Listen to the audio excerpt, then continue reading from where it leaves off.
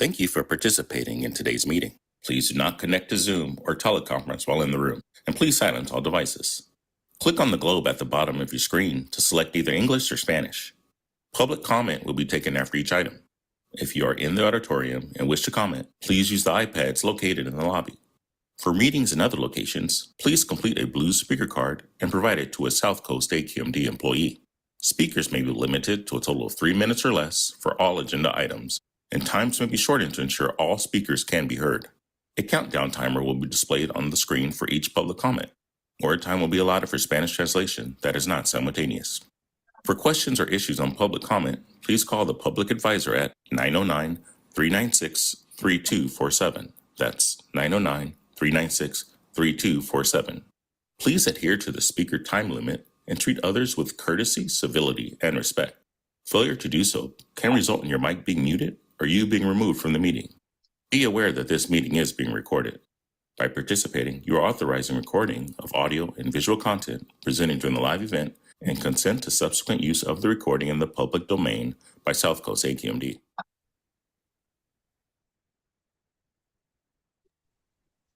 Thank you for that. I guess can we start yet? I have 1 minute on my. Yes, ma'am. Oh, we got to do Spanish one. Okay. You want me to run? You're going to run the agenda, right? Actually, I was hoping you could help me. Is that okay? Do we have any people from the public in the meeting, or is it just the committee? One in the public. Just right now, we have EJ members and some staff. Okay. Okay, great. Are we going to wait for the Spanish, or should we officially begin the meeting? We'll do the roll call right now. Okay, let's start with the roll call. Chair Veronica Maria Campos. Present. Senator Vanessa Delgado. Supervisor Hagman. Councilmember Jose Luis Solache. Mayor Elizabeth Aguilar. Manuel Arredondo. Here. Pamela Axel. Andy Caldera. Here. Hilda Triseño. Dr. Ethan.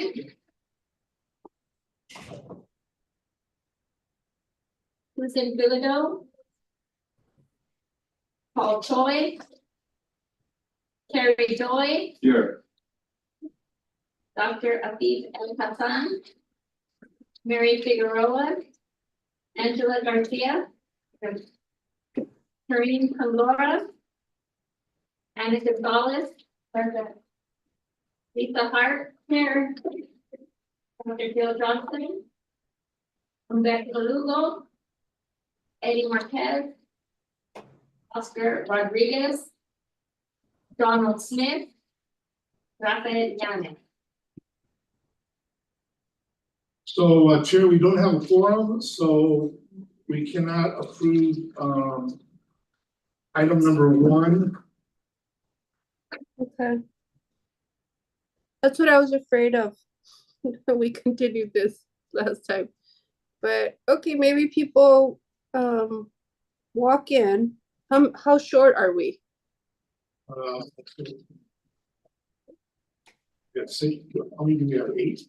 Yeah, we're short 6. Oh, wow. We're short 6. Yes. Okay. Oh, well, do we have to make a motion to continue? No, can't, right? Can't No. even that. Okay. So can we move forward on number 2? Yeah, there's no action items. Okay. This is gonna move quickly. All right, so we can go into item 3, which is a presentation, right, on the climate pollution reduction grant. So I think there's okay, so can we go to item number 4 with Michael Kraus? The Go Zero pilot program. Logged on. Oh, hold on. Sorry about that. Ryan Wolf has logged on from SCAG, so we'll turn it over to Ryan. Oh, so it will be the climate pollution reduction grant? Yes. Awesome. Okay, so number 3. Thank you. All right. Good morning, everyone. Ryan Wolf with SCAG. Would like to talk with you about the Climate Pollution Reduction Grant Program, and specifically one of the deliverables associated with that grant, which is the Comprehensive Climate Action Plan for LA and Orange County. Just note that this is one of 3 CPRG processes in the region, in the SCAG region, which also includes Ventura County. It includes the San Bernardino, Riverside County, and then outside in Southern California, also Sandag is doing theirs as well. Next slide. So today's agenda, I'll provide you some background on CPRG and what the Comprehensive Climate Action Plan is. And then I think we'd like to reserve enough time to get any feedback from you all on strategies to reduce emissions, address environmental justice, and support jobs. And then also get feedback on some regional collaboration opportunities and challenges. Next slide. And go ahead and go one more, please. So if you're not familiar with this program already, this came out of the Inflation Reduction Act. And so obviously that contained very many different programs, both ranging from credits to individual consumers, and then other programs such as CPRG, which were really based on providing planning and implementation resources to local jurisdictions and regions throughout the country to implement GHG reduction strategies. EPA is the administrator of this program. It is also one of the major recipients and administrators of the IRA in general. Next slide. And so CPRG has 2 components to it. It has planning grants, which we're here to talk to you about today. Also the implementation grants, which we received the announcement of those back in July. And we were very fortunate that this region had an application led by South Coast AQMD in collaboration with a number of regional organizations for $500 million to address goods movement, and that process will be ongoing. And then this is the Comprehensive Climate Action Plan is a deliverable associated with the planning grant component. So the program itself has 3 overall objectives. The first, to reduce climate and air pollution, to support jobs and lower energy costs, and then the third, to address environmental justice. Next slide. For the LAOC effort, these are the agencies which have been facilitating this. They're all on a steering committee. AQMD has played a huge role in it. SCAG, we're helping to facilitate, and then all these other agencies have been involved to help not only guide the technical process for it, but to help engage jurisdictions and organizations throughout the Bi-County region. Next slide. Next slide again. So there's 2 key deliverables for the planning grant component of this. The first is already complete. That's the PCAP. And the PCAP included a narrower number of sectors, the transportation, energy, and waste sector. And then phase 2, which is the Comprehensive Climate Action Plan, which is going to be due in summer of 2025, is more like a traditional climate action plan. It includes broad sectors, everything from waste all the way towards water, natural and working lands, all of these things. So it's really kind of how the region could establish a framework for achieving long-term GHG reductions. Next slide. So what is the CCAP really? This is a document which is a framework document. There is no single implementing agency. It is not meant to be an implementation document necessarily by the EPA. It is really a planning document and a visioning document. And so what the CCAP will include, it will identify strategies that jurisdictions can potentially adopt and implement. Obviously, they have their own, many of our jurisdictions have their own climate action plans, and this does not supersede those. Also, we want to ensure that it includes best practices and policies. So the more than half of jurisdictions which don't have a climate action plan or sustainability plan in this Bi-County region will have resources that they can draw from as well as they move forward with their own. And then finally, advance regional collaboration to fund and implement strategies. The implementation grant that was received by this region of the $500 million is an example of what regional collaboration can bring. The CCAP, we wanted to look at both federal opportunities moving forward and also to state opportunities, lift up projects and programs which can be implemented regionally in ways that many programs can't, where individual jurisdictions are responsible for applying on their own. Next slide. So just very broadly, these are the major sectors that we're looking at.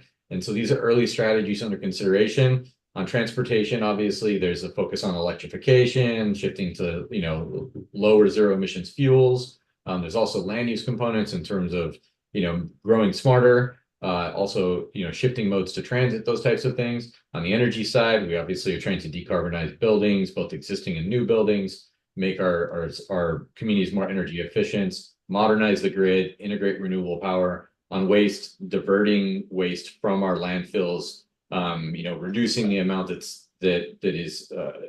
increasing the amount of recycled materials that are going into things, those types of things, capturing landfill emissions. On the water side, making water transport more efficient, using more local water, recycling water, prioritizing local sources. And then on the other side of carbon removal and sequestration, inside of our cities, more urban forests, restoring natural lands such as wetlands, all of those variety of things. And so it's very broad at this point, what we're looking at. And as we move forward, we intend to have really a menu of strategies that can be best practices that jurisdictions can draw from and really show a pathway to reducing emissions through 2045. Next slide.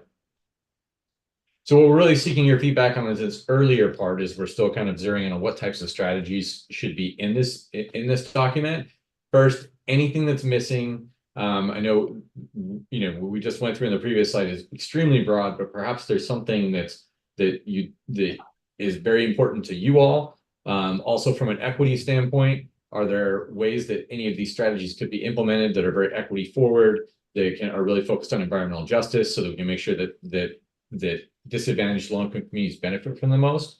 And then also on the implementation side, the challenges and opportunities. Funding is always cited as probably the key challenge as well. But what are funding opportunities we have in terms of things like regional collaboration, and we can bring more funding to the region. So we're seeking your feedback on these ideas before we get into really advancing the CCAP much further. And of course, we want your ideas, not just in this meeting, but if you'd like to reach out and talk separately, we're happy to have those conversations. Next slide.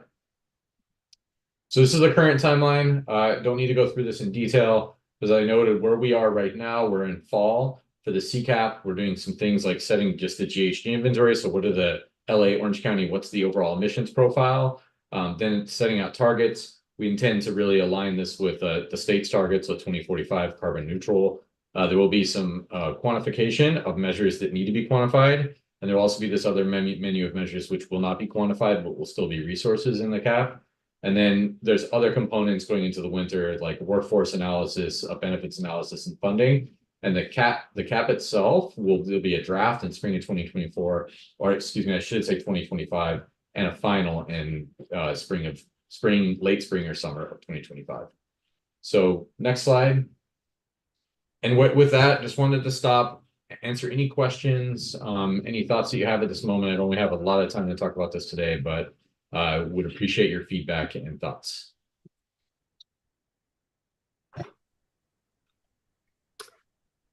Any questions over here?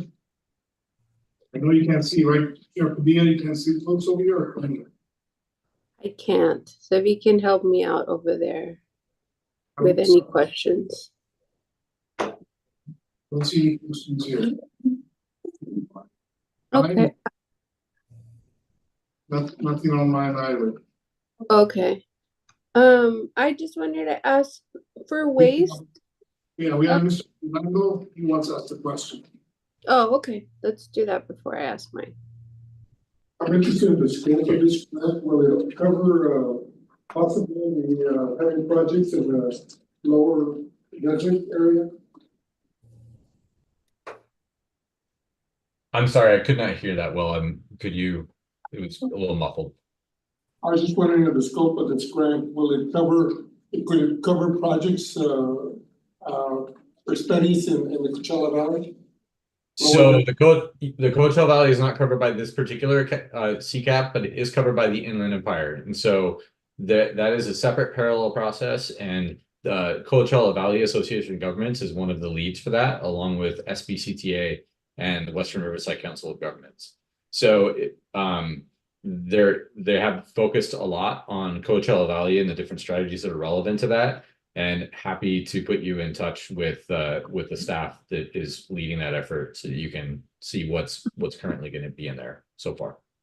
I would appreciate that. Thank you. Thank you. With regard to your GHG inventory. Can you expand on that a little bit? What does that mean?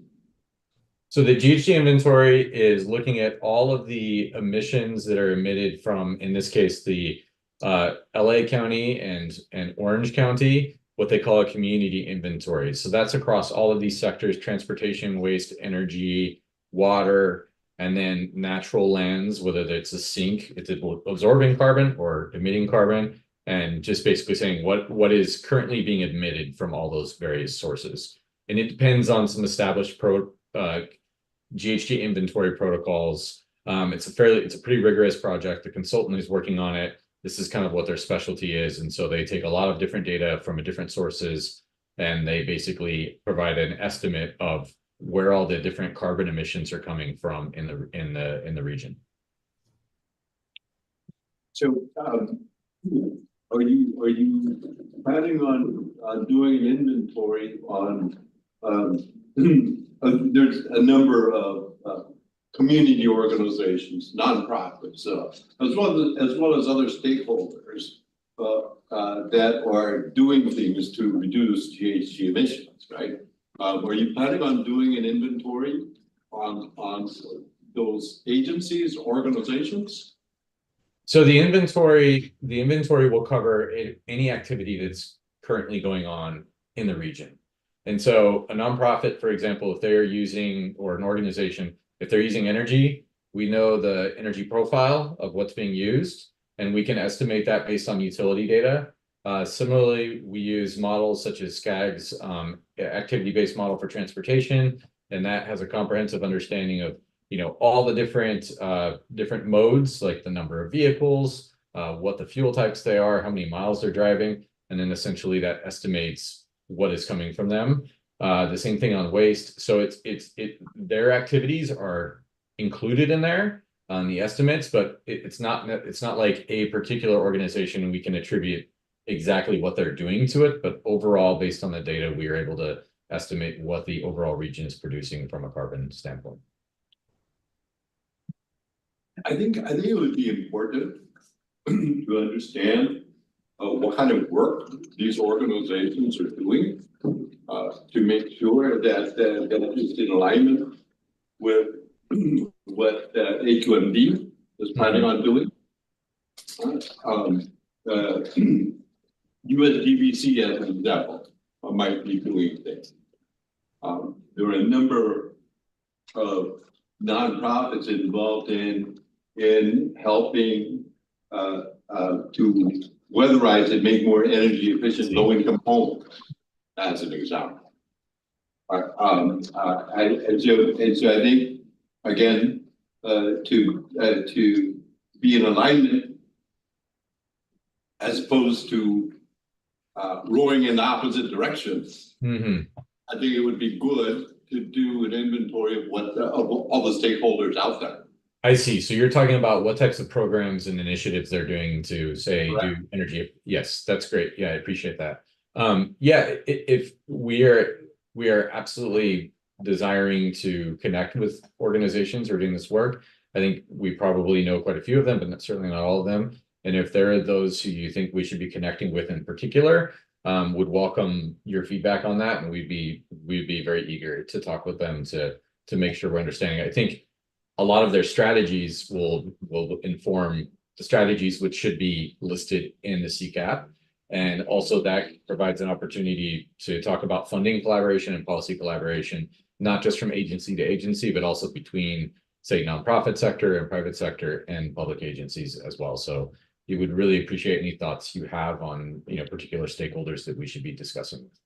Yeah, I mean, in just using the organization that I represent as an example, maybe 10 years ago, I forgot who did the study, but found out that the GHG emissions that were cut back as a result of our weatherizing low-income homes was equivalent to taking 20,000 cars off the road.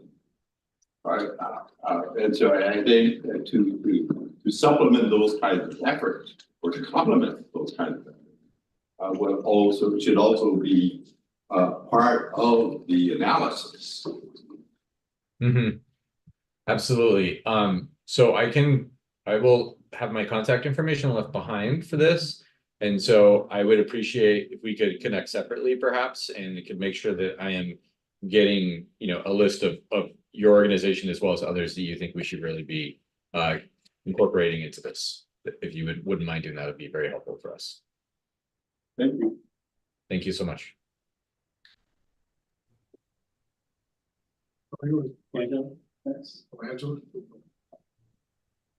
Hi, thank you for the presentation. For this comprehensive climate action plan, is there a reason why it was limited only to Orange County and LA County and not San Bernardino and Riverside County?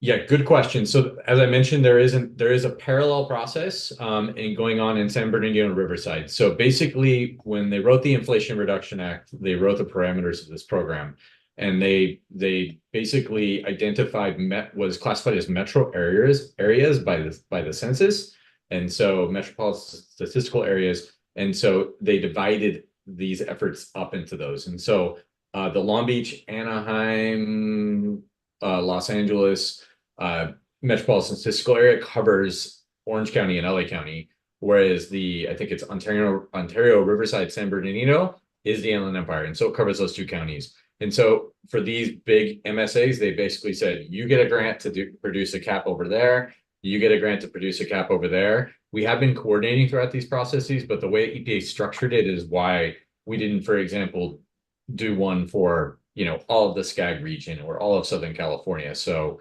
there's coordination between them, but they're separate processes. So you mentioned that there's a parallel process, and then you did mention Ontario, San Bernardino, but does it go southern all the way to portions of Salton Sea, or so the other parallel process does cover the southern portion of Imperial? I mean, so it goes, the San Bernardino Riverside basically includes both those counties from their western end to the eastern end. Imperial County itself is covered by the state's cap. And so basically when the EPA set up this process, they picked the top 67 most heavily populated metropolitan statistical areas in the country to receive their own grants. And then other areas which fell below that threshold are covered by the state climate action planning process. It's kind of an unusual setup, but that's the way EPA set it up. And so for counties that aren't in one of those very heavily populated MSA in California or New Mexico or Nevada or whatever other state, they are covered by their state climate action planning processes. So there's a lot of different processes happening at the same time. Okay, Rafael has a question. Hi, sorry, I don't have my card, but in any case, I apologize for walking in late on your presentation. But going off of what Member Kerry was talking about in terms of like energy audits in the past, one of the things that came up at a recent meeting that we had last Saturday was in regards to some of these, for instance, EJ communities and whatnot. Many don't really have adequate ventilation and whatnot, and central air conditioning and whatnot. And one of the things that I've noticed is a lot of people utilize, open windows and all that stuff in order to ventilate their very hot homes. And so it got me thinking about, why is it that certain homes stay warm during the summer and stay extra cold during the winter? And then, ultimately, as the conclusion is a lot of homes, when they were built, don't have adequate ventilation within the attic space, which is a very easy, low-hanging fruit to really modify. Like, we don't really want to have to really go modify it or have a roofing program, but just adding ventilation within the attic space, which holds in the heat in the summer, cold air in the winter, would drastically reduce the amount of air conditioning that's needed or greenhouse gases in the burning of natural gas. And so we would gain a massive reduction in the overall need for production of energy, as well as burning of fossil fuels to heat our homes, because most of the homes are plumbed with natural gas. So I think that would be a really good, inexpensive, targeted, specifically that would really gain not only helping the income levels, because as you know, as you recently heard in the news, many of the homes throughout the basin is really impacted by high energy costs, distribution costs. Now with the change in the monetary, or at least the solar production, it really is hard to get that payback. Yeah. And for most of the people in Southern California now, the majority of us, like myself, are renters. And so we have very little say in having this attic vent put in, even though it's a really inexpensive item to do, gain huge benefits from it. So that would be one of the things that I would suggest including in your study. Thank you. Thank you for both of those. Appreciate that. I mean, just the fact that Dr. Beeson was talking about, increasing the R value, like many homes built during a certain period of time don't have insulation within their walls anyway. Perhaps, there could be some partnership with, Southern California Gas or, the electric agencies, because I know at some point the state PUC ended up having programs to help, energy save, insulation costs, that kind of stuff. So maybe there could be some partnership with other agencies and tap other funds, but so that way, the funds that you're talking about from those grants can actually extend a little further. Thank you. Yeah, and the partnership component is key for this, right? Is, when you think about a lot of climate action plans in our region, it's a city or it's a county, and there are oftentimes, there are some regional entities like an AQMD or, SCAG, but oftentimes these climate action plans at the local level are not, there's no means to really do a regional coordination of them and partnerships so that you can, leverage and go after grants together and a variety of things. So that is certainly like one of the things we were hoping that comes out of a regional process like this is stronger partnerships to identify funds, to go after them, to create programs that span jurisdictions. So appreciate that comment a lot.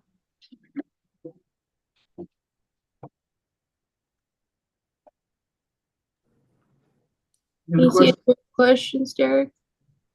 I don't see any. And is there anybody on online? Nope. My only question to Ryan is, for waste, Ryan, are we also thinking about reduction of plastic waste and sort of phasing out of plastics for certain products or anything like that? Is that part of that? Or So basically reducing the availability of the use of plastics on the front end as opposed to just trying to keep it from going into the landfill. yeah, is that something you all are thinking about? Yes, that is included in. 'Cause I think that can also be in energy too, right? Because the amount of energy that is used to produce these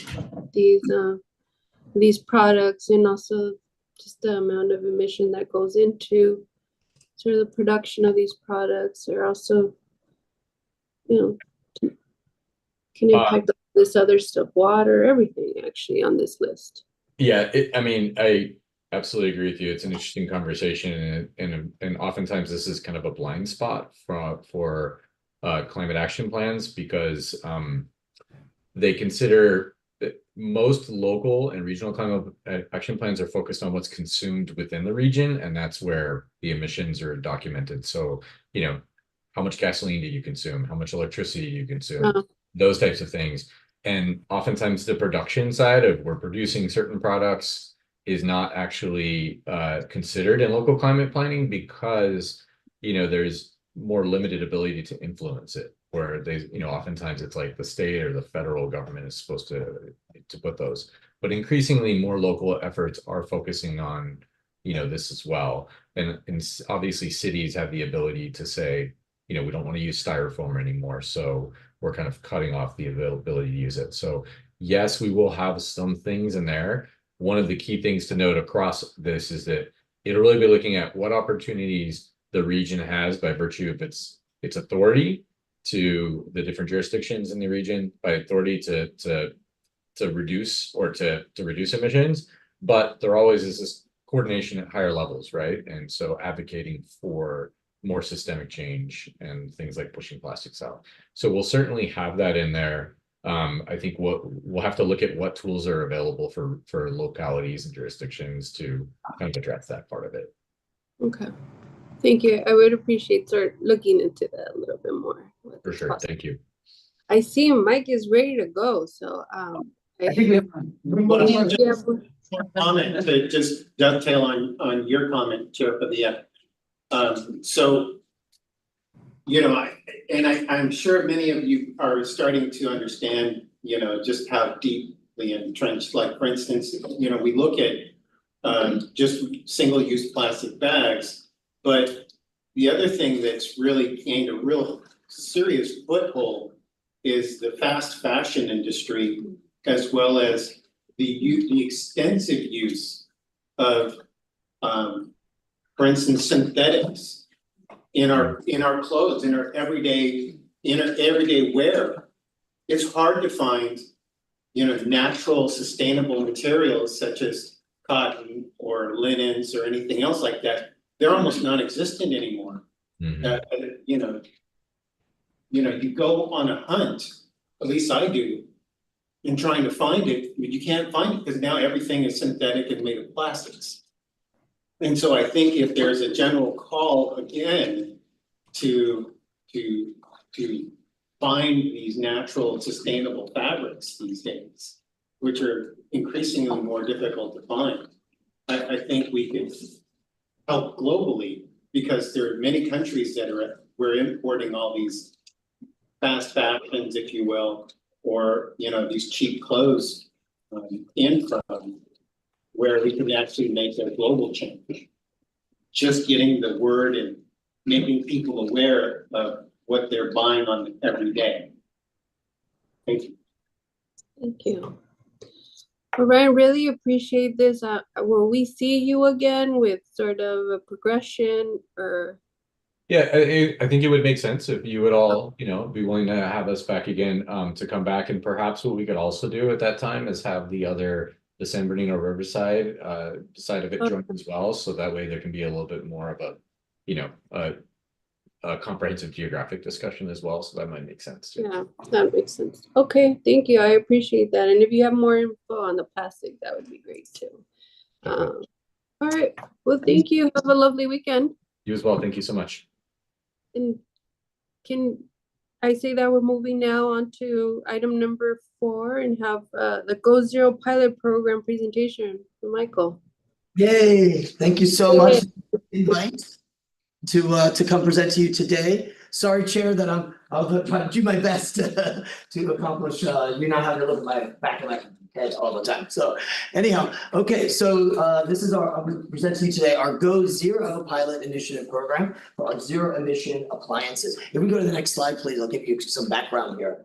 So back in 2022, you recall that the agency passed a sweeping air quality management plan. This is basically our blueprint. This is our pathway that we need to take in order to try to meet those federal and state clean air standards. And it's sort of a way that we can kind of comprehensively look at our region, our 11,000 square mile region, all of our sources out there, whether they're mobile or stationary, and find ways and opportunities that we can drive those emissions down. Luckily for us, we've got new zero emission technology out there that's already being installed, that's already operating, that's already been successful, it's functioning. And as we continue to expand, we want to be part of that process. We want to drive that through the regulatory stages. So this is what we're looking at here. In the plan, there were what they call 7 control measures. Now, control measures are basically the first step in driving either a rule amendment or possibly a new rule. And those 7 that I'm highlighting here we're focused on what we call building appliances. So those could be a residential space heating, a residential water heating, a commercial water heater, all the way to industrial levels as well. There are lots of opportunities out there. As a matter of fact, I'll give you a little hint. We're going to be putting together a joint symposium with our state sister agency CARB to talk about zero emission stationary source technologies. We're putting it together. We're super excited. We're talking to a lot of vendors and companies and things like that. So lots is happening in this field. But let's just focus today on the space and water heating, because that is really the heart of what we're trying to push in our Go Zero program. As a reminder, this past June, we passed what I would consider our commercial water heating, which is with the way we construct our rules are basically on the size of those types of equipment. So when focusing on those size of equipment, we're looking at commercial type water heaters in that rule, 1146.2. So things like hospitals and hotels and multifamily buildings, like apartment type buildings. But guess what? How much power is needed to heat a pool? A lot. And that happens to be pool heaters also fall under that. So it was a real sweeping rule that the board passed that drove all of those categories down to a zero emission standard. So very excited about that. So our next step now is focusing on the residential side on 1111, 1121. As you can see, they focus either on space heating or water heating. We're taking these rules together, we're driving those similar goals. And we think this Go Zero incentive program will help complement those efforts. Next slide, please. So let's talk about some zero emission technologies. So there's different things out there. You guys probably heard about the Berkeley case, maybe, possibly. This was a case by which a local entity was trying to, again, really altruistically driving to zero emissions for their city, right? Except it was a little bit narrowly focused, and we don't want to be narrowly focused because we want to be successful. And there are lots of options out there to not have to be narrowly focused. There are choices. So when you come to electric resistance, for example, that's where you're heating it up with coils. Think of it like to your toaster oven, right? Those little electric coils in there that heat up your toast. So it works in a similar way. Solar, as we all know, let's use that free energy from our sun. Fuel cells. This is like a chemical energy reaction that happens in that uninteresting box. But basically what you're doing is you're taking a particular fuel and you're oxidizing it with some kind of other element. So give you an example, you bring hydrogen in, right? And you mix that along with oxygen. And guess what comes out? H2O, water, right? So you have these mixes that are happening, these chemical reactions are happening. You have zero emissions coming out of these, but they can also give us power as well. So it's really an exciting technology that's going to continue growing. But let's talk about heat pumps. Heat pumps have been around for a long time. As a matter of fact, I just recently changed my heat pump in my condo building and discovered that it's like over 40 years old. So they do last a long time and they're really beneficial as well. But these are the types of technology, and I'll show you more about it in the next slide. But this is already out there. It makes a lot of sense, and I'll tell you why in a moment. But they, again, existing technologies, and we can expand the usage of those out there in our region. Next slide, please. So with regards to heat pumps, to kind of what makes it such a cool equipment is that it does both things. It can both heat a space, but it can also cool a space. So the idea of it is that during the warm months, it can take in that hot air and then sends it into what they call an air handler. It sends like it passes through things like Freon and then cools the inside of the house. The opposite happens during those cool temperature times. Then it does the same thing in reverse and then heats the home. The cool thing about heat pumps is compared to the natural gas furnaces and water heaters are using, these are 3 or 5 times more efficient. So the amount of therms that you're putting in and needing to that comparative to the amount of natural gas that you would use to do the same amount of power results is a lot more efficient on the electric side. So while people talk about things like, oh, you've got the high cost of electricity, and that's true, right? But when you think about the lifetime of this piece of equipment and the amount of therms that are needed through that lifetime, the electricity that you're actually paying for that lifetime is going to be overall a lot less than what you're paying on the natural gas, even if it is on by unit a little bit cheaper. Next slide, please. Oh, and just one other point I just want to make on that can be utilized also while I'm showing this technology in the space realm. It can also be utilized on the water side as well. Okay, why do we need incentive programs? I don't think I probably need to explain this to you guys, but as you know, residences and businesses, they need that help, right? And they want to deploy that. And we also want to try to deploy this equipment and these type of programs more sooner than later, right? Don't wait until your equipment actually fails, and we can get incentivized folks to make those changes on early on, the more we benefit on the air quality side of things as well as human health. We recognize that there's hurdles to that implementation, right? There's lots of costs, not just the capital, but installation and throughout the actual operation and maintenance of that equipment. And then we also need consumer acceptance. We recognize that the more people get familiar with this new type of technology that they may not have operated in the past, the more confidence they have in operating, kind of like electric vehicles. And then the last one, of course, our board really felt the need to focus in on the overburdened communities. We in the state of California, in Southern California, for our state, we have close to 50% of those BJ of the whole state. It's about 45, I believe. And percent. And so we really do want to focus in on those areas. We realize that's more of a struggle to try to make those conversions. If you have extra cost on those, this will help bridge that gap, as well as small businesses. Next slide, please. And I think the board came up with a really creative way of rolling out the program. This I just wanted to show you by way of background. We've had furnace rebate programs before, so kind of going to show you some of the success stories that we had there, lessons learned that we can utilize as we roll out our Go Zero program. So the board has approved in the past 2 phases of a clean furnace rebate program. It was basically 2 parts. The first phase was to ratchet down so that higher NOx emitting natural gas furnaces down to a lower burning, lower NOx emitting unit. So that was our first phase. The second phase moved beyond that and said, let's just focus strictly on electric heat pumps. Let's go and see what that's like. And the good news is it was a huge success. While we upped the rebates, we also were able to convert over 2,500 homes from a natural gas into electric heat pump. And we've gotten great feedback from consumers with regards to that. Next slide, please. So with regards to this program we're proposing, we're breaking this up into various elements. It's basically set up in about 5 different elements. So one element is going to be focused on rebates for a single family home. Another is focusing on the multifamily, like apartment type buildings. Another one on small businesses. Again, I mentioned how we're going to allocate a lot of this funding to overburden.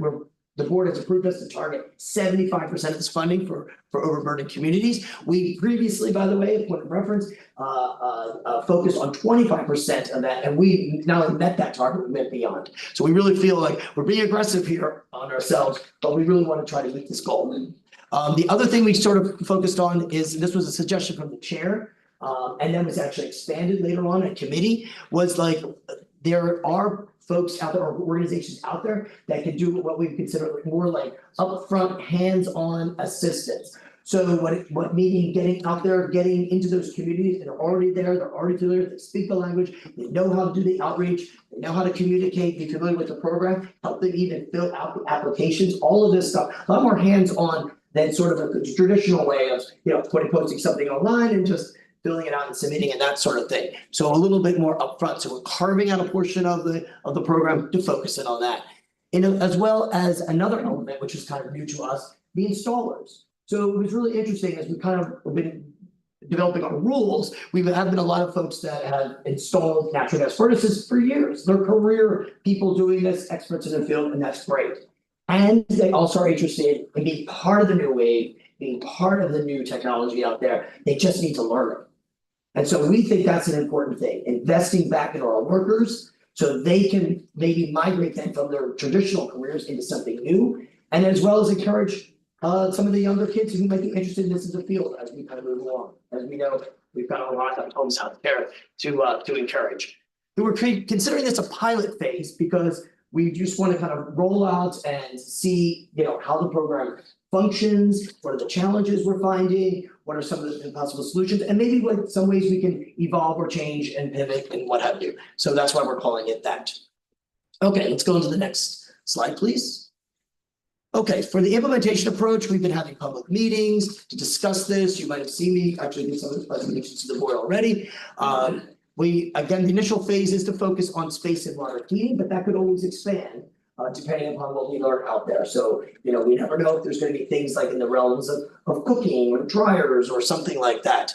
And just so you know, we have rolled out with an RFP, that's a request for proposal for people to bid on this, because we are looking for a third party, contractor. And we have that before as well in our previous program. It worked quite successfully. Next slide, please.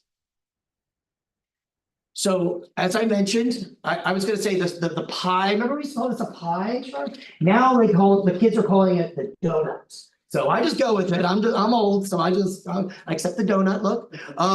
So basically breaking it up there so you guys have a sense of what we're seeing, what we're focusing, thinking the allocation would be.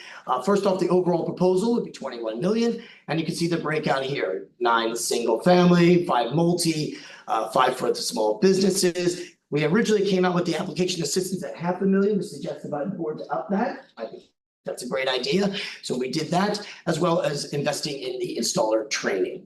I think I kind of covered all these other points already. Next slide, please.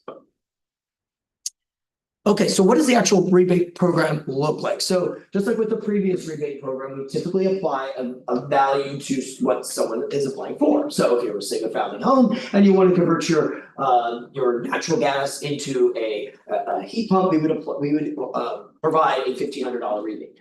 But now we're making this a little more complex, right? If we really want to focus on those overburdened communities and really help them and benefit them, if they need those panel upgrades or whatever they might need to make this work, we've doubled up that rebate. In addition, of course, we're adding now on water heaters. Previously was just space, now we're adding on water heaters, so that's adding a more complexity to that. And then we tiered these off to the different levels as well. So for multifamily or apartment buildings, as you're probably aware of, have different ways in which they heat and cool. So in the case of, let's say, my building that I live in, we have a central water heating system. So downstairs, there's a massive boiler that then, applies to all the units in the building. However, other buildings have individual water heaters in individual units. So we wanted to, look for ways that we can benefit both of them. But so we added that sort of that complexity to how that would be rolled out. So we can apply to both of those in a different way that they can utilize those rebates. And then for small businesses as well, because again, we recognize that there's more challenges with those small businesses who want to do that. They want to do it, but it's a little different budgeting than if you were a large business that can map these things out a little easier. For funds, staff decided to say, hey, what if we applied all the funds for the single family, that 9 million to that? How many units would this look like? So forecasting what kind of benefits we can get regionally from that. And it's really good numbers. I mean, if we applied all of that just to the single family, for the all overburden, 100% be 2,500 units, because we're limiting the non-burden to 25, then we get a little bit less. But nonetheless, it's still a lot of units that we'd be converting. And you can see it's all kind of laid out there, depending on which tier your multifamily or small businesses, et cetera, based on the initial pilot program funds. Okay, next slide, please.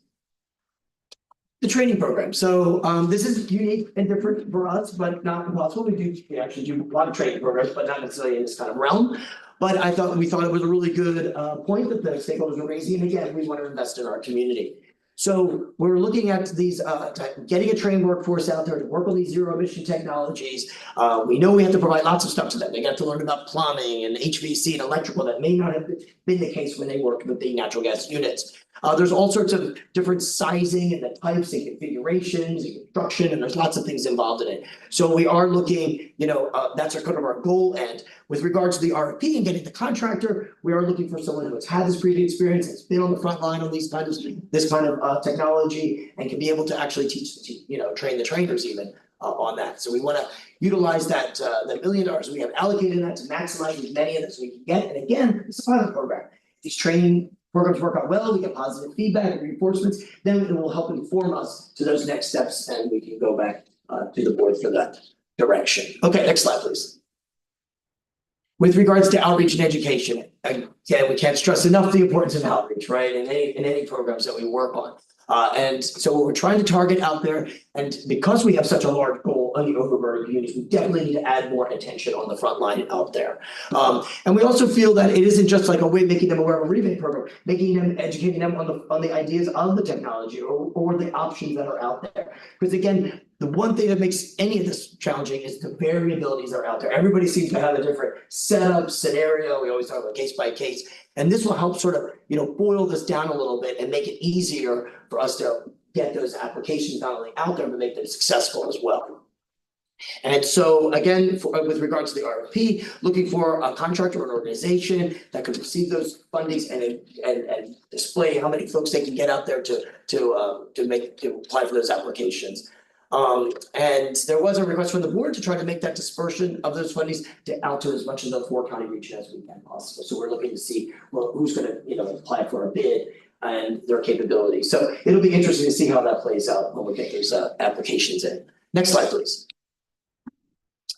Okay, so what is our time frame of all of this? Earlier this month, the board approved our RFP to be released. Just yesterday, we had our bidders conference. That's sort of an information conference. We had over 40 folks that came, asked some really good questions about things like, the timing of invoices, the uses of subcontractors, things like that. So it was really good, and there was a real great spirit really in the bidders conference, which we'd like to hear about folks really wanting to apply. Okay, so that happened there. Our proposals currently are due September 13th, but I talked to Susan a little bit later about something that was requested. Okay, you know what it is. People always ask for an extension of time, so I'm leaning inclined to do that. I would like to see as many people have the opportunity to apply. So, and I know, when people apply for bids, it can be daunting and overwhelming and what have you. But we have an open door policy, we have an open phone policy, we have an open Zoom policy. Call us, contact us, whatever it takes. If you have issues with these, that's what we've really stressed yesterday, at the conference. And one of the things that we're kind of allowing in this is flexibility. We recognize that people sometimes have different expertise in different things, right? But sometimes they have expertise in a lot of things. So we're asking folks to give you an open idea or flexibility for them to apply either for 1, 2, all of those elements that we're proposing within the contract. Again, 21 million, 5 different we call sub-projects, asking them to submit all of those. We'll have an evaluation. We have an evaluation panel already set up because we're looking at those, and then attempting to at least start launching. Now, when I say launch, I just want to preface here, that means we're working with the contractor, we're setting up website and portals and things like that. So it may be that, I can't really judge how quickly some of these things will take on that, but definitely, if anything, we'll have this all out by the end of the year, first of the year, to get it on the public facing. Next slide, please, although I think you were kind of wrapped up. Yeah, okay. So there we go. Did you guys have any thoughts, questions, suggestions, compliments? Oh, I guess we're in back. Complimentary, great presentation. Oh, thank you. Okay. All right, I don't know whose card went up first. Let's just start in the back there, Angela.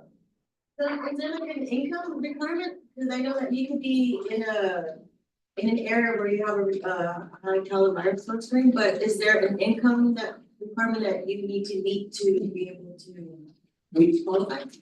No, we are planning to use caliber screen as that marker to look at that, because we feel like, it's true you have the income, but I think there's a lot of factors that affect folks, right, that are accounted for in that. For the multifamily residents in the apartments, is it that the owner needs to apply, or is it individual? It's the owner. Yeah. Say that again? My drones from here. Well, I mean, okay, but think of this logically, okay, if you're renting that apartment, are you really gonna go and spend money to change out your water? Well, Right, it's not. Correct, it just goes hand in hand with, it's just the requirement to have like a 95% coronavirus work screen, but if income is not a requirement. Well, remember, income is part of, right, socioeconomic is part of caliber screen, right, so it does reflect those, that element. Well, It's just that it reflects on other things like education and. I guess my question more directly is for the person who's applying for a single family, it just is It needs income to be- requirement yeah. to be a certain level. Yeah.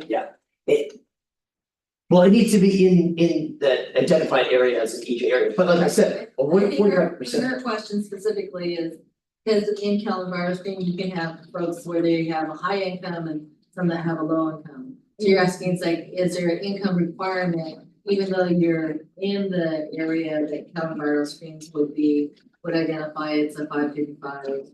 Yeah, because I So that would be, yeah, Yeah, because there's areas where it's red, I mean, we don't, I look at that map a lot.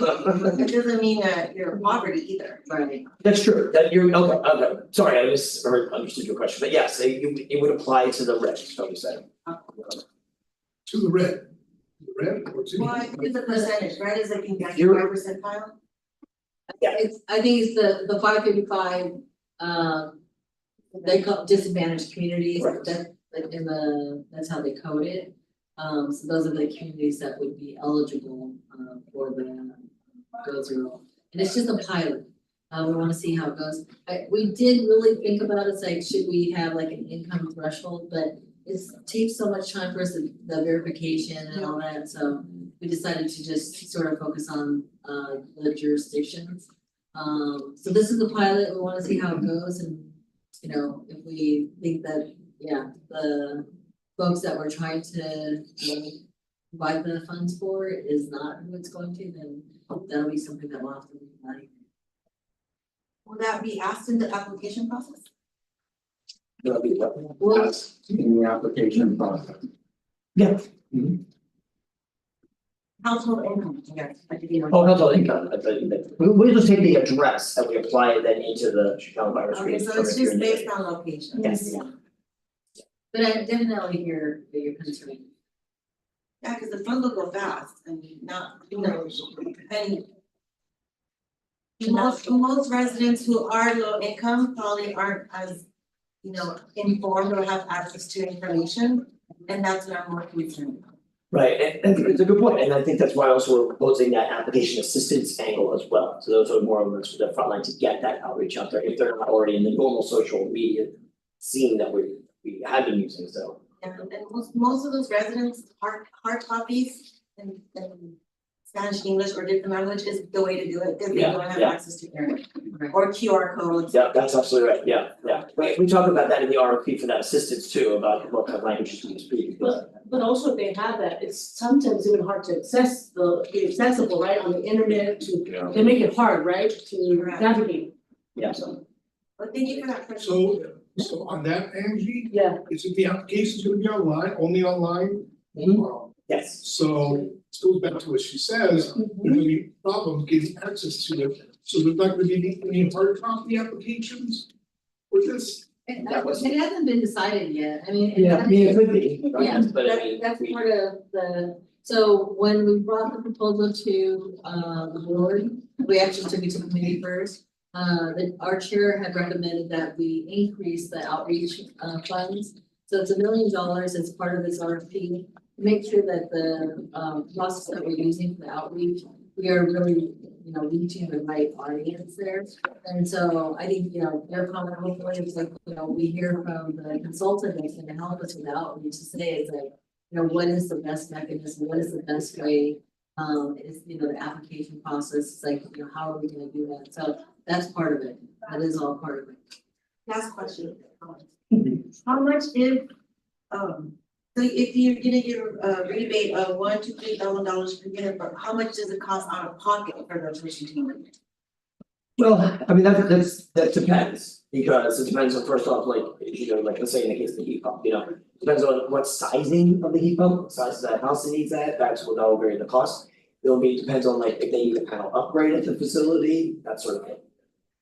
And the panel upgrades are the expensive part, right? Yeah, I mean, it just depends, again, because if you're just doing a panel upgrade specifically for the unit, maybe not so much, but if most people do that, they need a panel upgrades, is they're doing it for various other other homes, so, and that just ups what that. Yeah, I guess it's a full circle of single family, if you're low income. And the unit costs 10,000, you're gonna give me 3,000, they're not gonna do it. Well, I just wanna highlight, there are other programs out there. And what we call stacking, so like the tech program, and there's like the federal refunds and things like that. So one of the things we wanna do is be sure people are aware of that and provide those opportunities. We kind of do that now, or we had done that with our previous one, when LADWP and Edison and those folks had other rebate type programs, we sent them to those two so they could stack those up, and so that can be really quite beneficial. You're gonna get initial buy-in from those other programs and have those prepared. Yeah, I think the biggest challenge is sometimes some of the other groups will have like certain criteria that don't always match up, you know? Like like the efficiency of the unit or something, I think that was one of the problems we had with one of the utilities. As they said, we're only gonna refund if it's high efficiency, we're like, yeah, but high efficiency costs a lot more, so most people buy not necessarily the high efficiency one, so. Well, we didn't have a parameter on that, they did, so it would be a challenge to Yeah, match them. I would recommend just listing that on the information that you hand out. Yeah, To qualify for these other programs, these are the criteria that you have to meet. yeah, and we noted that before, again, on the other one, that was one of the things we made sure we highlighted. Okay, So Kareem? why don't we do this? Yeah. Some gentlemen, and Anna, you first, and then back to the next. Oh, Lisa, is it Lisa? I'm sorry, Lisa, you have a question? Yeah, I have several thoughts, but a lot of them are already covered, thank you. I'm Lisa, I'm with the LA Neighborhood Council Sustainability Alliance, and I was super excited when I saw this on the agenda. Because we have a grant with DWP to do just this kind of outreach. And I'm a renter and a very frustrated renter.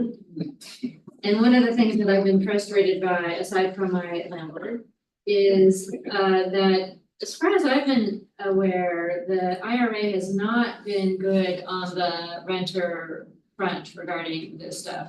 So it's really nice to see that you do have this renter component, so thank you for that. Yes, I'm a little sad that you have to go through the property owner, but I understand, I'm also a landlord, and I get that how, you know, it's hard, I mean, it's a bit of a pickle and a bit of a puzzle, so I get that you often need to do that. So I do have a few questions. One was about the stackable incentives, and I wasn't clear. Are your rebates or incentives going to be stackable? Yes. They are, okay, that's fantastic. Another question I have that I've been asking folks about is it seems that electricity right now, and maybe going forward, is not going to necessarily be less expensive than gas. And I was talking to somebody at US Green Building Council about this the other day, because some of the messaging we've used in the past, and I was hoping to use for this, is you're going to save money if you go electric. And it's occurring to me that I'm not going to be able to do that right now, and I wonder if you have any thoughts on that, because one of the things I've heard and was told by US Green Building Council is the people who are availing of themselves of their the things that the appliances that they're promoting are really people who are in it for the right reason, not who are doing it to save money. And I'd love it if we could say, you're gonna do the right thing and you're gonna save money. So I think the saving money thing is a little tricky, so true, if you were to look at like operating your natural gas versus your heat pump on 1 given year. That's when people are trying to make this comparison, or 1 given day, whatever like that, yes, you're paying, yeah, there is a difference there. But that's not really the full picture, right? That's why I was saying, like, when you think about the fact that people are operating their equipment out there in their homes for like 25 years, right? Over the life of that equipment, you would be you would have to see savings in operating something like a heat pump, because it's 3 to 5 times more efficient than operating natural gas. Okay, so I think that's how you wanna craft it, I think take that out of that like apple orange ago and put it into that more bigger perspective of things. In the life of the equipment, you will be spending Okay, you're less to saying, operate. okay, so they, even though, I mean, I know those appliances are expensive, but there are huge incentives right now to buy them, and you're saying they're All the efficient upfronts, enough yeah, that you will save money because they're just so much more efficient. over that lifetime, Okay. that's right. That's Over right. the life. Yeah. Okay. And I think, you know, the CEC, we're not a utility office, but like, I've read, you know, a lot about the CPCs, the CECs and all their demand forecasting documents, et cetera. And they are looking at that, they're looking at the impacts and the needs for, you know, for EV infrastructure, for example, for building appliances and doing all these things. And to up those generations of that energy power needs, and as we all know, supply and demand, right? If you up that supply, you know, along with that demand, that will also make it competitive to bring down the cost. So we don't see those numbers yet, but some of those forecasting numbers are starting to be developed. Okay, so this is kind of tricky because it's it's about the forecast and. Yeah, so I guess it's kind of tricky messaging, is what I mean, because you don't want people coming back to you a year from now and, Or, yeah. and just say, oh, price didn't go down, et cetera. But if you think about it, like with the natural gas is less and less is being, utilized, it's not gonna stay cheap, right? And that's the other thing, and so the US Green Building Council person was saying you gotta talk about future proofing and that sort of thing, so. Anyway, I'm struggling with that part. Okay, and a lot of what you said, well, a lot of what just happened in the conversation, I think a lot of my questions were answered, so I might reach out to you afterward, but this was fantastic, and I'm super excited that you folks are doing this, and thank you. Green? Thank you. Thank you for your presentation. So I definitely want to echo Mrs. Garcia and I'm sorry, Lisa's feedback. I kind of saw this with the Carmora program, where a lot of the money was going to very affluent, more long-established businesses. A lot of it is about capacity and infrastructure. And so when you go down to the most hard-to-reach communities, a lot of those resources are just not there. So I'm excited about the community outreach component, that you have technical assistance embedded, because I think that's very critical. I just know kind of what Mr. Garcia said is that if it's going to be $3 to $4 grand, it's not going to be attainable in this economy for those kind of communities. And overburdened, under-resourced. I mean, you can compile a bunch of things on it, but right now it's just not something realistic. But I'm interested to see where you're going to micro-target, what areas you think this could be the most effective. I know it's a pilot program. The goal is to learn and to kind of build out the apparatus. But I just know for certain, I just bought a new home. All the new costs are being passed on to the consumer. And so what's happening is everything that used to be attainable is now becoming more and more and more out of reach. So if there's a way that you can work with builders, that you could work with community groups or anything in this way to kind of offset those costs, that's where you're gonna get the most scale impact. Because I've just seen it. I'm seeing it. I'm 37 years old. I've been seeing it since I've been growing up. That it's just not getting more affordable. So I love these kind of programs because for people that know what's going on, that know how to engage with it, they'll be all right. And those people generally are doing well in their lives. But I just know families that have impacted or anything. I mean, death in the families or whatever impacts your economic situation. So I'm seeing the funding. It looks great. I'm interested to see what the outcome is going to be. But I guess for me, what does the application look like? And the reason why I asked that is because I bought a Tesla. I went for the credit. And it turned out there was a little tricky nuance in there that you couldn't claim it for more than one household, which is fine, totally understood. But guess what? It was a little line item. So for someone like me who's out a couple $1,000s, that would change my mindset on that second purchase. I would have not made the second purchase. So those are the things that I think kind of, and you also had it with the solar program when people were getting kind of hooked on the property taxes for their solar program, and it caused a big issue over, especially in our region, the Inland Empire. So those are the kind of nuances that if we could see the application, give you some feedback. I think the group here, you have a lot of incredibly experienced people that could probably give you some really good, feedback on how that should look. Okay, sounds great. I'm gonna go to Lisa, you already asked, so Mr. Doyle. Yeah, thank you. I guess my question is more about the how. In that would it be the property owner that would apply? And then it's all the question has already been raised about the income qualifications, right? If the renter doesn't necessarily make property level wages, right? Then how do you know about that? Because the biggest issue is getting the documentation to prove low income, right?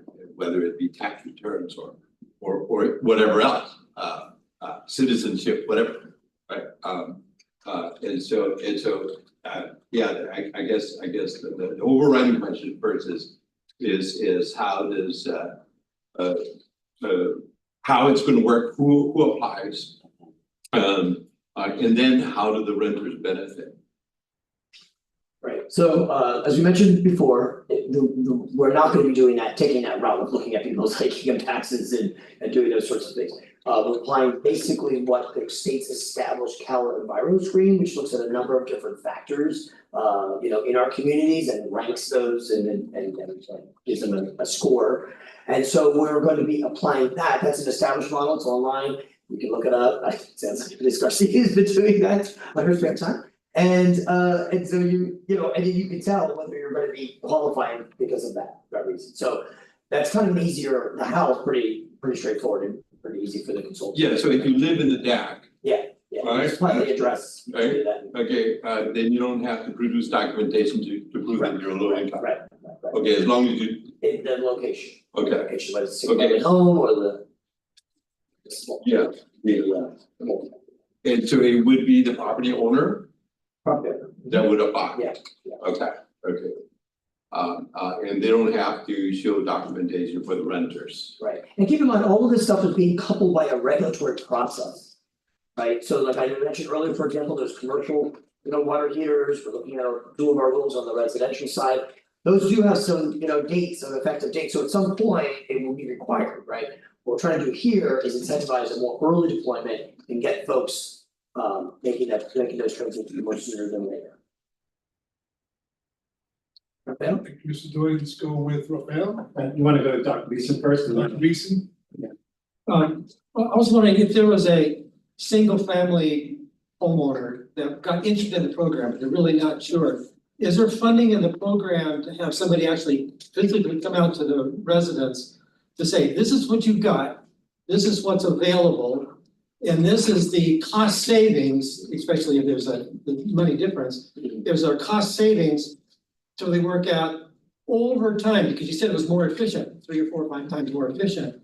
They say over time, even though what you're spending and what you're getting and the cost and the incentive is, there's a difference, but they can work out over time, it will pay for itself. For instance, in my previous house, I purchased solar panels for my water. And so I actually had water coming into my water heater at 120-degree weather. So in other words, my pilot line of my water heater never came on. So I figured out how much I was paying for gas before I installed my solar panels and how much I was paying for gas after I installed my water panel. And over about 4 or 5 years, I completely paid for the expense of installing my solar heaters. So is there a person who can come out and say, maybe convince a person, they're worrying about this extra $2,000 or $3,000 or $5,000 more. They say, over time, this will actually pay for itself. Is there somebody that does that? So this program does not have that, it's built into that. However, from our experience of our previous programs, that actual what you're talking about has been happening, and it's in the way of the contractors and the installers of those of the units. So, and why is that? Because they're in competition, right? So I know because I just had my heat pump replaced and I had like 6 different people come out and they all had an interesting story. But they all did that similar to that. They said basically how they would envision what that would take, what the size of the equipment, that varied too, which is very interesting. So somebody was trying to upsell me on something, but I'm an engineer, so I was like, yeah, I don't need that. And so so we kind of have to, you just, I agree, you need people on there, but you also need to hear from different voices because people always have. Yeah, just somehow the people can be quote convinced that this actually is a good idea, even though there's initial out-of-pocket money. That eventually they'll recoup it. Yeah, and then we're hoping, of course, we don't know yet, because we all, we just got released, we don't know who's gonna apply for that application assistant. I mean, that would be a really great angle too, right? Someone who's got a little, just enough technical savvy, and they're giving those assistants to provide that information. Okay. So I've been extensively researching this as a private renter. Oh, there we go. Right? So I've been looking at the various technologies and all that stuff and comparing what I spend monthly versus someone with the similar sized unit who is all electric. And that person with the all electric has a much higher electric bill than, like, it's mind boggling. And so, for instance, I'm curious because you said you're a condo owner. Is it an all electric condo? Like, do you have any natural gas? We only have one natural gas line to our fireplace. Got it, okay, so. For instance, my electric bill on average, and I'm a very efficient user. Yeah. Is $70 a month. That was fine. All right. No, we can. We did. Like I said, I'm like, I'm looking the summer now, right? no, well, in the summer, it starts picking up because again, I don't have AC. Oh. I have to be very strategic. In blocking out the sun, solar gain, trapping in the cool air. I have fans constantly, air circulation. But I hate living that way because I'm really close proximity to a freeway. So consequently, by the end of the day, my feet are all black because all the soot, that's coming into my place, and that's one of the reasons why I'm even here and fighting for environmental justice because I want the air cleaned up. However, when you look at that, right, I hear a lot of groans because the electric bill really shouldn't be all that high. But right now, it's zapping a lot, you're hearing the news right now with the transmission rates going up because I live in East LA and East LA has an alliance that has now gone fully solar power generation. However, the transmission costs are way more than the actual generation costs. So you're Edison or you WP? I'm Edison. You're Edison. And I have smart meter and all that other stuff. I don't bother going online. I tried that once and it didn't work.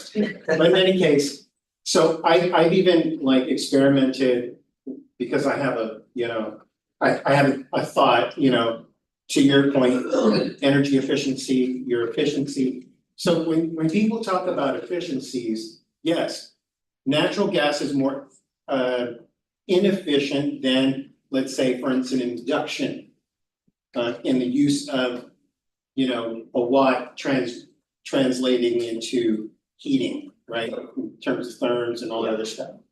However, I'm gonna pay a heck of a lot more in that electric bill than I do in my natural gas bill. And to your points, the math doesn't really work. And so when you going back to this whole water heating thing, my gas bill, okay, is on average, it never exceeds $25. Yeah, I wish. $25 because the only thing that I'm heating water is it's the water heating. We take long showers, trust me, oh my God, we take long showers. And the boys can take long showers, but that's, that's our rest and relaxation, and I get it. Everybody's like, you gotta have a quiet space. There you go. However, my counterpart's electric bill was $150 just for heating of water. And during the winter, it went up to $200. And so if you want, my recommendations, if you want that program to work, if you want that switch from a natural gas combustion, you have to partner it with a solar panel, right? Because that's the only way I was thinking. How am I gonna keep my bills low while improving on air quality to do my fair share? And the only way I see that is with a solar offset. Generating, for instance, if it's the water heater that you're going for, then we do have available light all winter long when we use the hot water the most. And then in the evening, fine, we have, it's insulated, right? Hopefully. And you can retain some of that hot water heat. While during the day, it, go ahead and does its thing. So I think if you want that program to be successful, because that's really the only way. Because when that heating coil goes out in that water heater, boy, is it expensive. Yep. Not so much the parts, itself, the parts are relatively inexpensive. You know, you may be talking about $50 for the heating element. For the various rods or whatever the case might be, but it's the plumber / electrician that you need in order to take that thing apart and slack it back together. Right. Electric resistance is, yeah, that's a big energy intensity, but that's also a different technology than the heat pump, but yeah, and of course, the solar. Oh, you're that's talking what about all water, supported yeah, us. but you're talking about water heating, right? So I mean, that's. I mean, what is the newer technology now for water heating? If not heat resistance? So the same similar sort of heat pump technology, they are actually applying in the water realm as well. Yeah.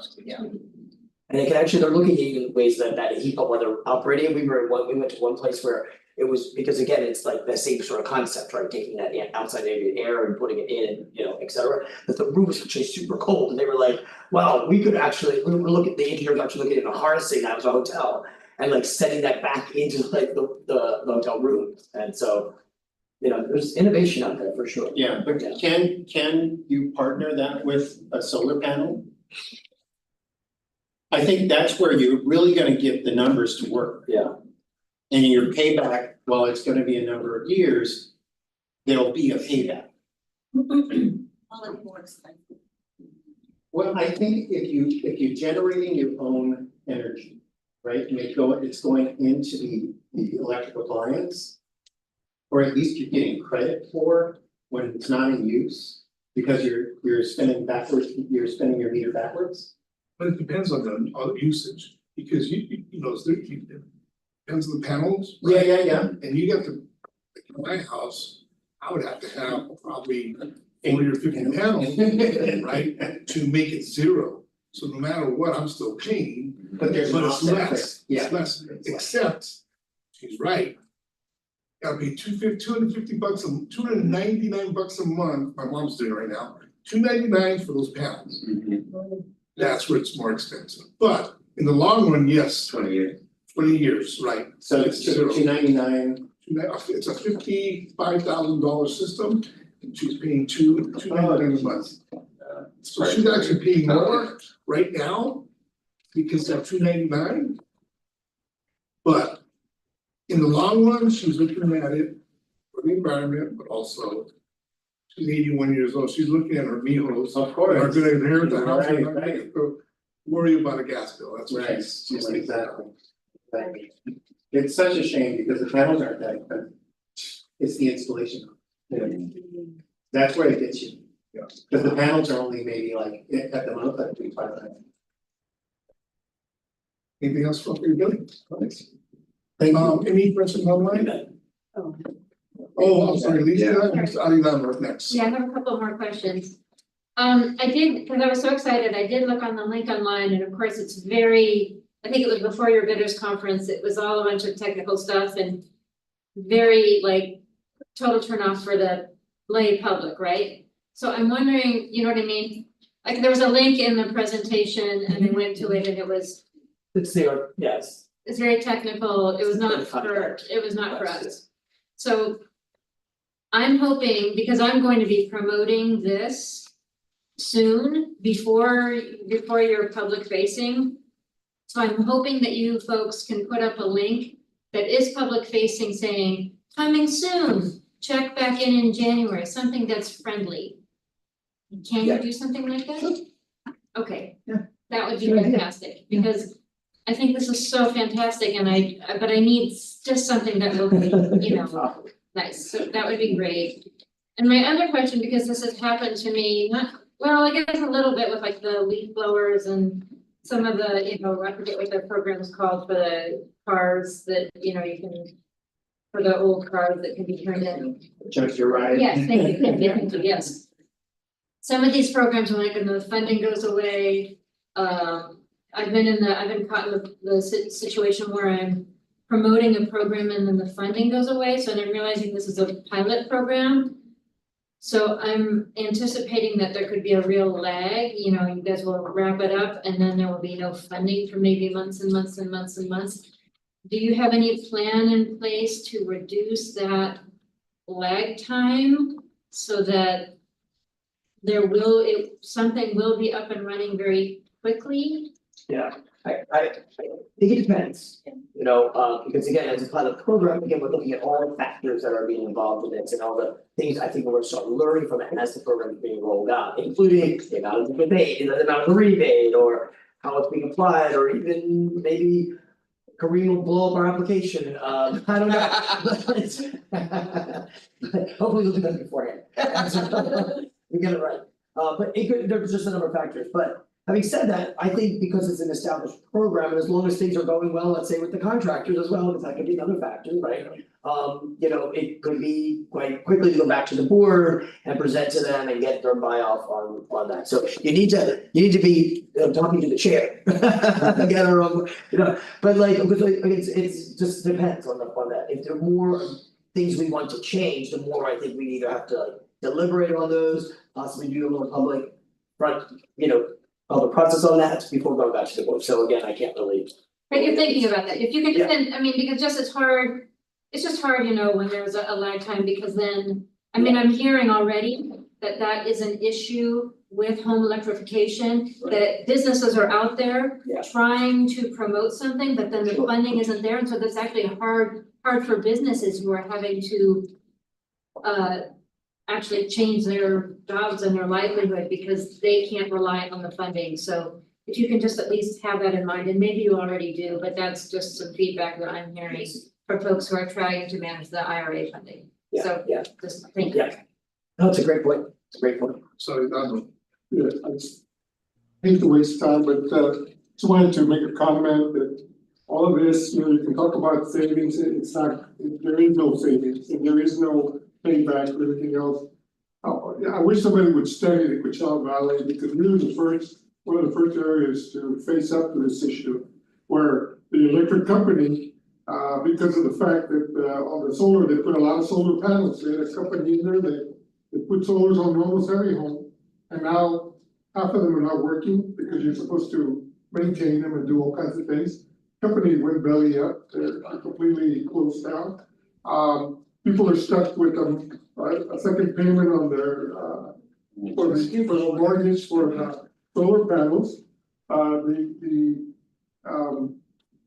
electric company put on a fee for people who were connected to solar panels, a transmission fee of $100 and something, and then for people like me who have saved electricity and everything else all the time, trying to put trees, everything else, trying to, you know, they put another fee for during the summer, they added another $170 fee. If you hit a certain amount, you actually, so which everybody else in the Coachella Valley is paying. So my bill has increased by over $200 a month during the summer. And the thing, and of course I have air conditioning, which again, you know, all this energy saving device, don't get me wrong, I think we should do it. But let's not fool anybody. It's not gonna save you money. It's just gonna make your life more tolerable and healthier, and there'll be a future for the human race. Other than that, in the Coachella Valley, don't try to tell people that it's going to be a cost saving over 20 years, whatever, because I even have a daughter who's been paying for about 15 years already. And you know, she's for the panels, and which are not working because nobody ever told her that she had to have a yearly basis. They have a company now that has this drone that washes the.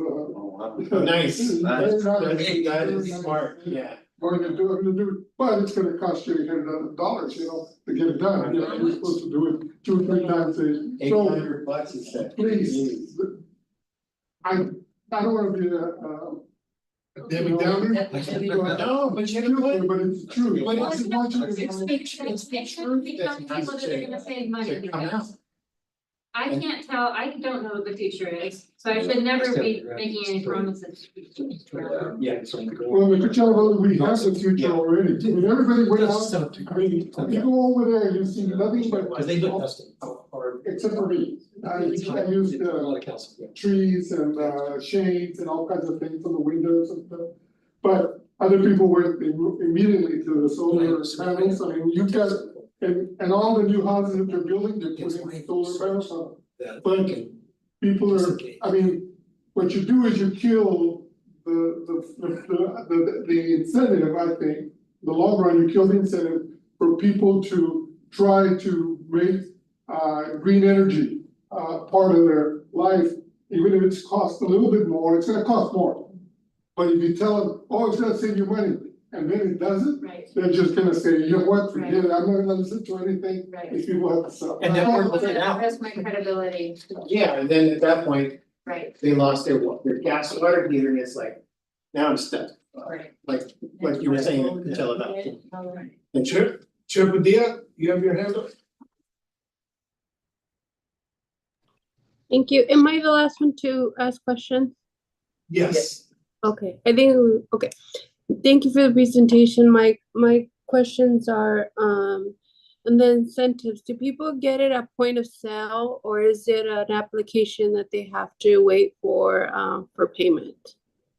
It is one that they have to wait for. So what'll happen is the contractor will file the application with them on that that they're purchasing that that heat pump, let's say. Then the contractor will apply to us, and we turn that around. We've had some pretty good turnarounds in our previous rebate program within just a couple of weeks. We try to keep it within like a month frame, because we recognize that contractors are some will probably be the ones taking the hit upfront for the install. That's helpful, because if they use a credit card too, if they can get that payment before the interest hits rates, that would be helpful. Okay, so my second question is on this workforce development piece that you all are doing. I think it's a great addition, but I was wondering how that's gonna work. So you're gonna train folks, but then are those folks referred to people that bought this equipment, so then they can go and service it, or is there any sort of connection or network? Right. So about? Yeah, so that's part of the contract that we're trying to see who's gonna bid on that. With regards to what is their experience in this realm, right? And then so to outreach to those installers to come in and get trained. We recognize that once they're trained in this area, they themselves are gonna be out there pushing for this, right? Because they want to do the actual installation. So, and that's what we did find in our previous program.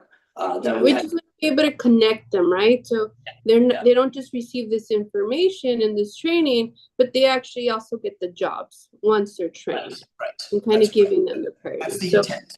Okay, great. So you're thinking about this stuff. Other than that, I think you've got a lot of feedback from folks here around the table, and we will see you again, I think, as it continues to progress. So just thank you for the presentation. You have alternative plans for me. I'm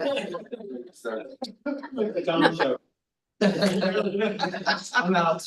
Mayor, we do have one public comment. I don't have any more. I was gonna just move us along to see if there's any members updates, because I have to jump, but I want to see the meeting through. Are there any? We have a public comment on the item. Oh, I see. Okay, my bad. Let's do that. Unmute Harvey, please, someone.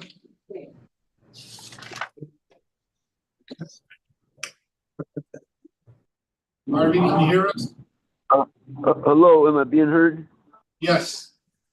Okay, hi there. Good afternoon. I'm coming in late. I think you're discussing with Mike. I saw this thing about it's a 111 and it includes stuff with heat pumps and stuff versus not solar. I want to say there's big problems with heat pumps. There's a global warming potential of SCHCs of 1,800. I talked with Aaron. Is Aaron in this meeting? He told me they put olefins, i.e. an oxygen on the end, and that brings them down. As he said, it's still in the hundreds. So I don't know, but this matter has been looked at. I'm talking to the transportation guy doing research, the UCLA, etc. I want to put up a red flag on this in reference to two things. One, that this takes away solar. The history of solar is started here 130, 140 years ago. In 1890, we had the day and night solar heater company. And in 1910, 30% of the building permits, city of Pasadena, had solar heating in it. Okay, the gas companies, to extend their lines and their monopoly, gave away free gas heaters, extended their lines, and wiped out the industry. And then it went to southern Florida, where it was competing with electric and did well till the World War II. Copper was needed for armament. It went to Israel, Middle East. China's doing this anyway. It's around the world. We did not include it here. Okay, and this. We brought this up with the Energy Committee of the Sierra Club. This is permeating our culture. And so we got three things: manufacture emissions, use emissions. The contractors complained about this, and that's why we brought it to Aaron, and it was not resolved. He agreed it has to be looked at. And then on the back end, and I've seen people throwing this stuff away just for the copper. He goes, well, the stuff's valuable. I said, so is the copper. This is the real world, okay? There's cautious flags. Also equity. 40% of equity of systems going into low-income communities, and big numbers on that. Okay, we were consultants to the PUC when we did this. The first black commissioner, Commissioner Grimes, whose ancestors, the movie Glory, they organized the 54th and did time with the railroad back east. Okay, so equity has to be actual ownership control, like public power, co-ops, etc. And that's not what's happening, and that has to be done, and it's required under TICWA and NEPA. So you get no passes on those, and each thing that comes before all entities on the state, country, and the world has to be done with this. And we've got to subsidize through our people, where we've got this, us and the Europeans, to help out the lesser countries. All right? Thank you. Take care. Let's get some feedback, okay? Bye. Thank you, Harvey. Chair, no other folks online? Okay, great. Thanks everybody for your participation. Let's move on to item 5. If there's any member updates or other business that we need to folks of. Any? Go ahead. So thank you everybody for the amazing presentations today. I wanted to bring up two things. One, we noticed on the agenda, I know in the past we've had community members make public comments about Rule 1135, and I was anticipating an update on that rule, and I don't see it on the agenda, so I want to request that we put that on for the next agenda for the November meeting. And then secondly, there is a very controversial bill up in Sacramento right now, AB 98. And I saw that AQMD was brought up to essentially say why they were opposing AB 98, and I heard that there were concerns about the air monitoring piece on that bill. So being that this is a speaker bill, we anticipate this bill to pass. And so with that said, I want to make sure that AQMD is really taking that portion of the bill serious, that we need this air monitoring to happen, especially in the cities that are listed on the bill. You know, places where we've seen the proliferation of warehousing and truck traffic and congestion and everything. And so I wonder why AQMD took that position. And given that we already have data on AB 617, you know, monitoring that we've done with CARB and everybody, why would that be an issue to have that report ready by 2028? So, and if we can bring that update also back. So I can update you right now on it. So it got out of Senator Probst this morning. It's out of Senator Probst. It's going to the Senate floor. We'll vote. The fight is going to be on the Senate floor. If it gets off the Senate floor, it goes back to Sunday for concurrence, and more than likely it's going to pass. The reasons why we were opposed to it was more of a mandate that we have to provide a report within 2 years, and that is not enough time for us to do a report. And then there was an unfunded mandate. They're not funding us to do a mandate. And so that's cost money. So, you know, we don't have unlimited resources. So basically what we would be doing is robbing Peter to pay Paul. A community is going to lose money, resources that we have allocated over there in order, because it's a state mandated program, whatever you want to call it. We got to take this money over here and put it over here because we got to do it. And, you know, they say, well, you can go and apply for, when there's unfunded mandates, there is a board to petition for money for unfunded mandates, but that's like playing the lottery, no guarantees. Very few unmandated or unfunded mandated programs get funded out of this. So it was gonna be a cost on us, and again, we're gonna have to take it from somewhere. And we're not opposed, don't get me wrong, we're not opposed to the monitoring. We're opposed to the mandate of 2 years, come up with a report. But we also have a lot of data already in mates, so it's like, why do it? When in fact, we already got the data that shows it. So it's kind of like we're not gonna see anything different. We know where the problem is, we know what the problem is, where the problem is coming from. So.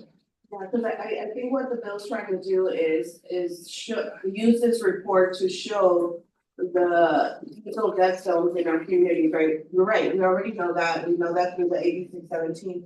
But then I also wonder, why can't we use some of the funds that the out of compliance warehouses have paid into the fines, and get some of those funds to make this report.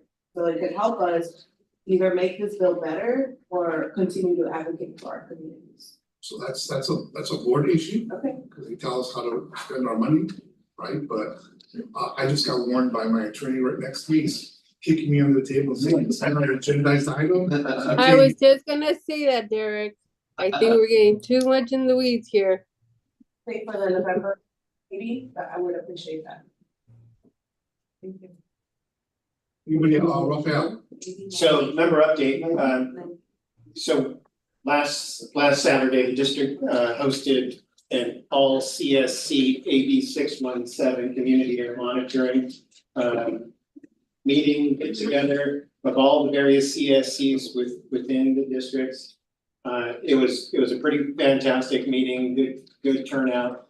Some of the takeaways were, while a lot of the communities, pretty much put their programs together and just did a phenomenal job, and especially given the resources and time that they had.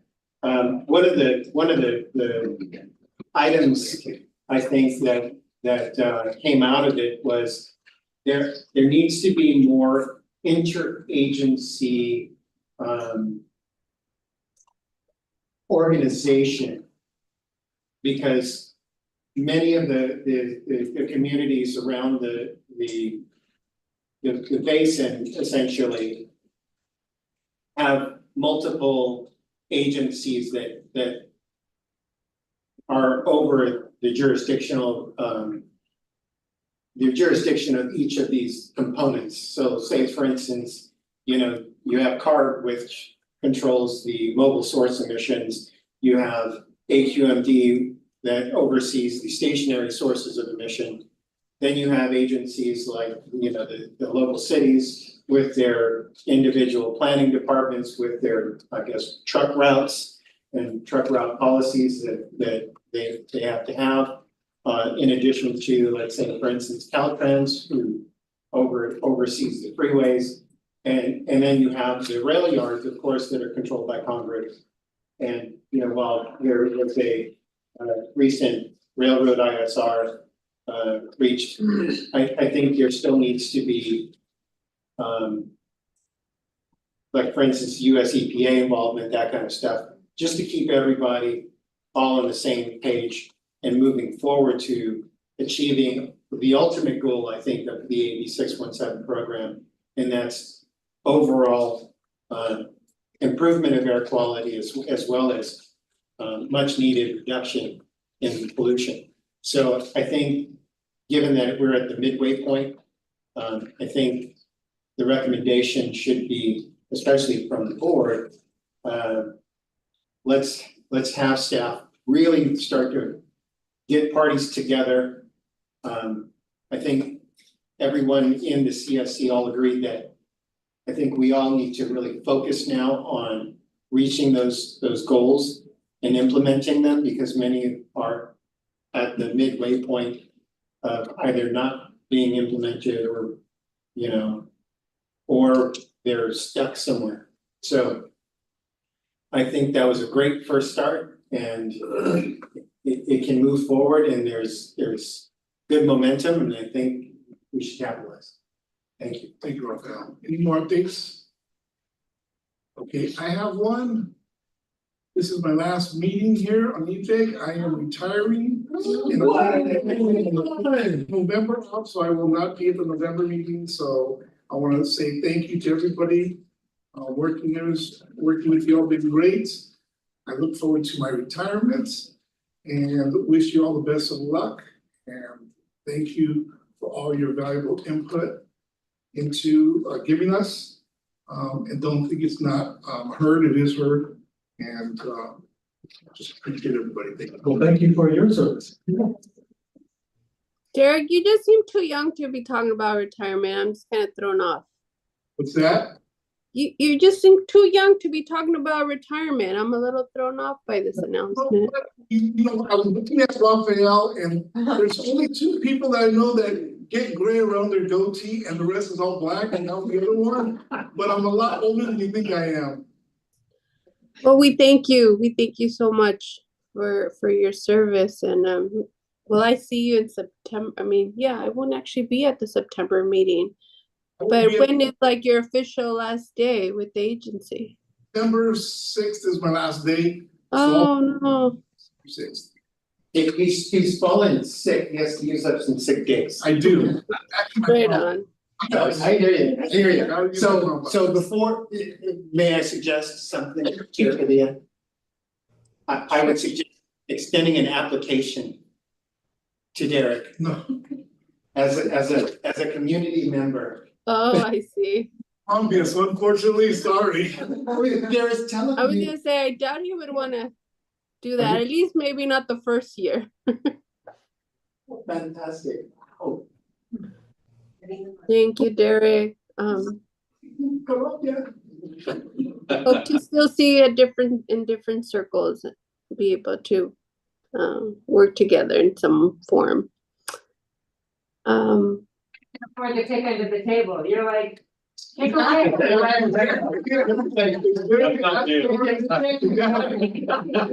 Ask for forgiveness and permission, right?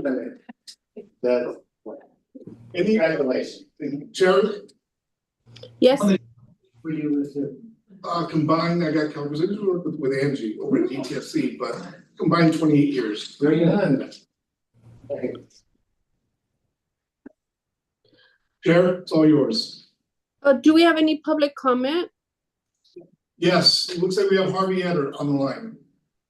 Can we go to Harvey? Does he still have time? I know he went this full term at the last comment. Oh, this is public comment. He can do a new one. That's right. Okay. Let's hear hello? Mr. Hello? We can hear you, Harvey. I'm being heard, yes? Yes. Yes.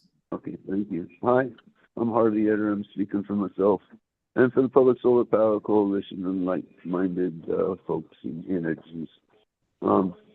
Sorry, I'm in a public place and I got a siren coming by here, so I don't know if you can hear it. But one thing I want to bring up is I missed most of the meeting about this $500 million coming to the district. I talked about it at the board meeting. Ron G. George, who ran this stuff for 30 years with the district, he had no information. We had no information on what's going on. You hired consultants. So now the 617 on Saturday. I didn't know this was going on. I'd like to have been there. We were involved in this stuff. We're being purged. All right. Okay. On the special meetings, the retreat out in Indio and stuff on March 10th, 9th and 10th, they were listed as special, and you could get to them 2 weeks ago when the okay, they're taken off. Okay. Now also, I was told that by Faye that we had no access to them. Okay, that's garbage. You had them in the past. It's public information. Also, on the 13th of May, editorial was written bad-mouthing the district, taken 100 miles away, hobnobbing in a fancy hotel, not with the community and poor people, but with the industry. Okay, that's what's up. And then I find out on the 11th and 12th, there was details of all this stuff. Lisa gave this, Sarah gave this, everybody, Aaron, everybody gave this stuff, okay? These things are not available on tape. You're violating the Brown Act, keeping the people off this. Also, I want to incorporate by reference, past meetings are purged. On February 8th, of 19, the administrative committee, where Dr. Burke said, God knows how long he'd been coming here. It was 11/19, and Wayne lied and said it had nothing to do with boilers and what. Okay, he goes, but he talked about this and that in solar, and he put a footnote there. He goes, when the people come to us with solar, we got to answer. He goes, all this time, nobody's disagreed with you. And to my way of thinking, this is the guy that ran Muhammad Ali for 50 years, pugilism, adversarial, physical. He goes, you must be right, because nobody disagreed with you. Nobody challenged you. A little silence, and Wayne says, I challenge you, can't use solar in heaters and boilers at refineries. It has nothing to do with it. That's a lie. I said, where's your stuff? We put in 100 exhibits. Y'all didn't. Dr. Burke said, okay, I don't want 800, I want 2 and 3 pages on each thing. And we did that, and we did a thumb drive, and we put it all over. We got run out of court by the marshals and the FBI. No support from the district, no support from CARB or from EPA. This is outrageous, and we're taking, and you're a captured agency. And this goes back, this isn't on the liberal side, this is out of Chicago School, Milton Friedman, Stigler, 1980, almost 45 years ago. Now, what we're going to do, I'm going to go to the right and look at what they're saying, because I haven't seen any solutions here, other than public power and being taken over. Also, I'm incorporating letters in the Times from the governor saying that the electric rates in the last 5-8 years have doubled, and they're going up with these chargers and everything else and stuff going in. Thank you, RB. Do you have anybody else? No. Okay. With that, we will meet again on November 14th. Wait, this Thursday. Oh, that's because of, or wait. Oh, that's because of Thanksgiving, right? We did this last year, I think. Yes. Is that right? Okay. All right, so I'll see everybody November 14th for our next meeting. Thank you very much for your participation. Have a great long weekend. Sure, thank you. Bye-bye.